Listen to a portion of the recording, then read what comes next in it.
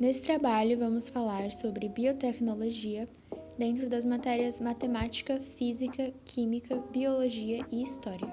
Os participantes são Camila Ribeiro, Gabriela Costa, Maria Eduarda Almeida, Maria Luísa, Mariana Ferreira e Milena Gregório. Essa de cabelo preto é Emmanuelle Charpentier, que é uma microbiologista e imunologista francesa de 51 anos. Ela é diretora do Instituto Max Planck de Biologia de Infecções em Berlim. E essa loira é a Jennifer Doudna, americana de 56 anos. Ela é uma bioquímica e bióloga molecular. Ela também é professora da Universidade da Califórnia em Berkeley, nos Estados Unidos.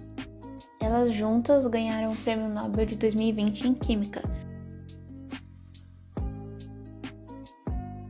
A técnica que elas descobriram é uma espécie de tesoura genética, e ela permite mudar o código genético de uma célula.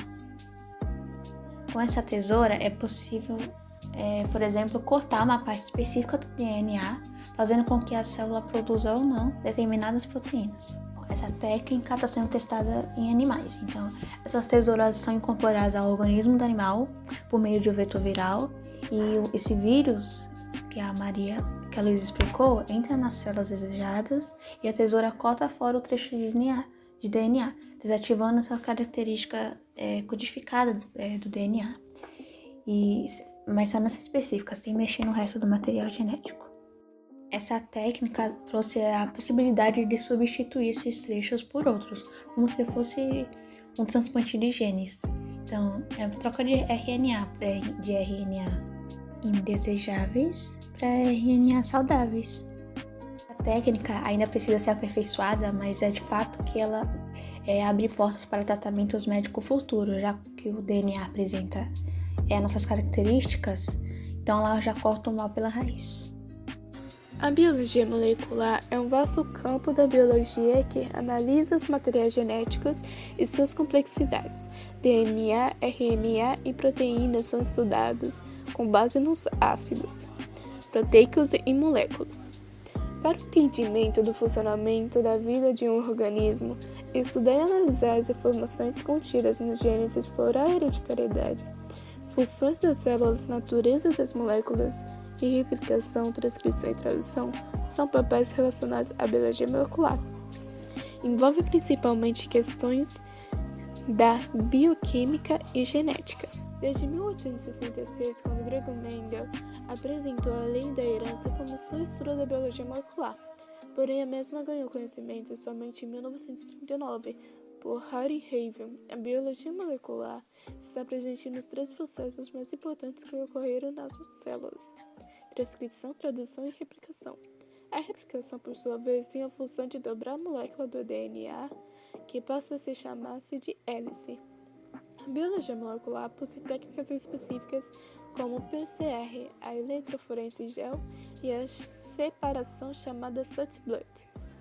A PCR é a consciência no crescimento de um fragmento específico do DNA. A eletroforese consiste em separar o DNA do RNA por meio de razões eletrônicas. DNA, cromossomo e gene. Ao se estudar biologia, é comum que se confunda esses três termos, por isso vou falar as diferenças entre eles.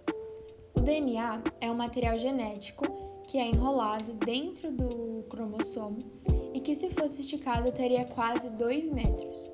Ele é armazenado no núcleo das células, por isso tem um nucleico em seu nome, ácido desoxirribonucleico. Nele estão localizados grupo fosfato, pentose e a base nitrogenada. E cada sequência do DNA apresenta uma característica que é passada de geração em geração. Já o cromossomo é uma união de filamentos em formato de X que compacta o DNA. Na sua parte que se chama locus gênico é onde estão os genes, e seu centro é chamado de centrômero. Cada ser humano possui 46 cromossomos, 23 vindos da mãe e outros 23 vindos do pai. Esses 22 primeiros pares são chamados de cromossomos autossômicos. E o 23º par é o de cromossomos sexuais, que determinam o gênero.